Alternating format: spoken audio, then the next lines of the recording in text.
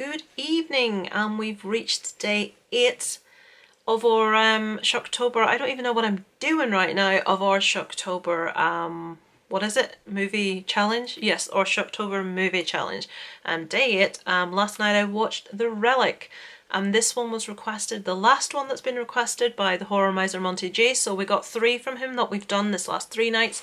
So tomorrow we'll be moving on to another individual's recommendation. So let me tell you some sort of boring facts about this before we move on to the plot and what I thought. So this one was directed by Peter Hyams. Now that name was familiar to me, so I did look him up. He's sort of been involved with Arnie's End of Days. He's worked on a couple of movies with Jean-Claude Van Damme, Time Cop and Sudden Death 2 popping up there. And it was actually produced by Sam Mercer, so I know that name's quite familiar probably to a lot of you. There's a lot of stars in this one, so just to give you a few names, Penelope Ann Miller, Tom Sizemore, Linda Hunt, and James Whitmore. Now I have to mention Linda Hunt. When I watched Linda Hunt, I thought, oh my goodness, surely Edna from The Incredibles is based on this woman. And I found out she's done a lot of voice work, so I thought, has she voiced Edna? She didn't. But honestly, look this lady up. Linda Hunt, how she looks in The Relic. It's Edna from, you know, the one that goes, "No capes," from The Incredibles. Look her up. It's her. Honestly, it's her realised in reality. Someone tell me that that's what it's based on, because it would make my day.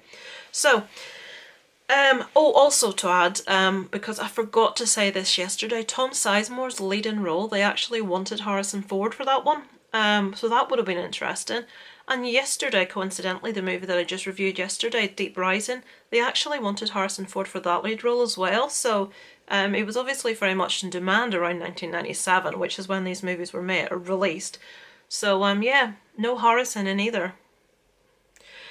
So let's get on to a very, very brief plot synopsis. This movie starts off in, where is it? South America. It's like a tribe. And we have an anthropologist from the museum that features in this movie is sitting around a campfire with a tribe, and they give him a concoction, which we later learn is like a soup. He drinks this and he becomes quite it's almost like he's seeing things, like he's hallucinating, and he becomes quite freaked out. He's due to travel back on the ship to Chicago, and he tries desperately to remove a container from the ship that is on there after having returned from this tribe. The captain doesn't want to hold the ship up, and the ship sails back to Chicago with whatever it was that this anthropologist has been trying to get removed. Cue 6 weeks later, and the ship turns up in Chicago, and everyone on board is brown bread, dead. Quite a messy business, severed heads, bones, you name it, just really horrible, nasty situation. So what have they brought back? So this is sort of what we're working with through this movie. Right, so we cut to the sort of second story we're following in this, which obviously they both come together. We have Dr. Margot Green arriving at the Chicago Museum to, I think it's the Natural History Museum, to start work. And she's studying what has been in the crates that came back on the boat. And there were leaves with this weird type of a fungus. To me it looked like eggs, to be honest with you, little fish eggs, but apparently fungus is what they're referring to it as. And she's trying to discover what they are and what's afoot, what's happening. In those crates, along with the leaves, there is also a stone statue. I think they refer to it as a Kothoga. You can correct me in the comments. I'm not entirely sure how to pronounce that. So that's where everything kicks off, really. Whatever was in that boat and whatever killed everyone on that boat is now in the museum, and stuff starts to kick off. So I'm not going to go into any more of plot with you as to what happens and how this ends up, because I don't think that's fair telling you everything. You know, I watched a review today of a movie that thankfully I've seen. But if you hadn't seen the movie, the person, I'm not even going to say who it was, the person that did this review I think thought they weren't given spoilers, and honestly if you hadn't seen the movie and you watched this review you would know exactly what happened. And the person didn't give any spoilers, and I don't think they thought they were given spoilers, but they were still giving spoilers. So I try not to sort of go into that. I don't want to give you a full plot breakdown of a movie. If you want to know that, you can read a wiki page, you can read IMDb. We're talking about what I thought about it. So, I saw this movie when it first came out. I do remember that. My spectacular memory forgets pretty much everything that happened.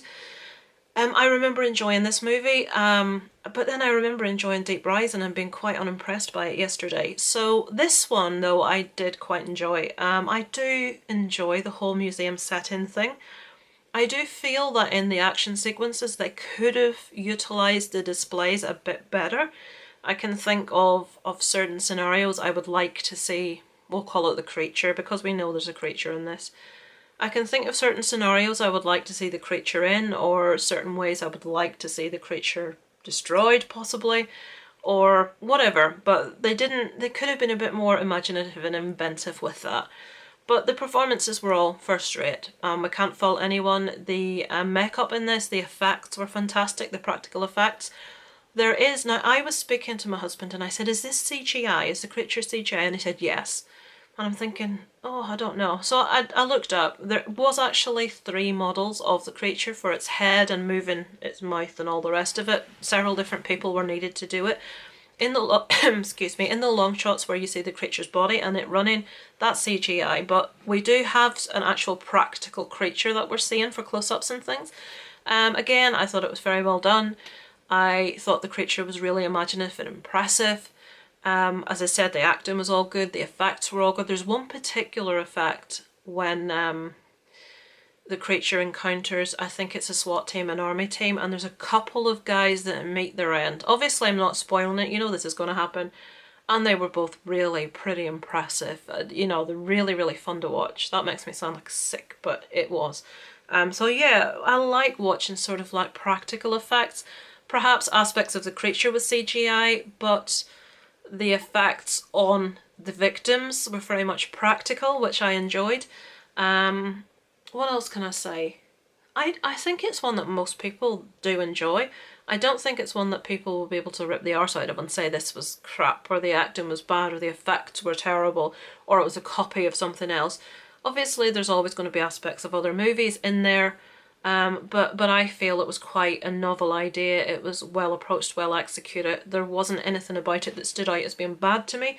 So yeah, I would thoroughly recommend The Relic. Let me see, did I write anything else down? Yes, I have to say that the way that the creature was destroyed in this movie is exactly the same as the method that was used at the end of Sudden Death, which this director also is responsible for. So he has used the same answer to the problem in 2 of his movies, so that's a bit sneaky, that's a bit cheeky, it has to be said.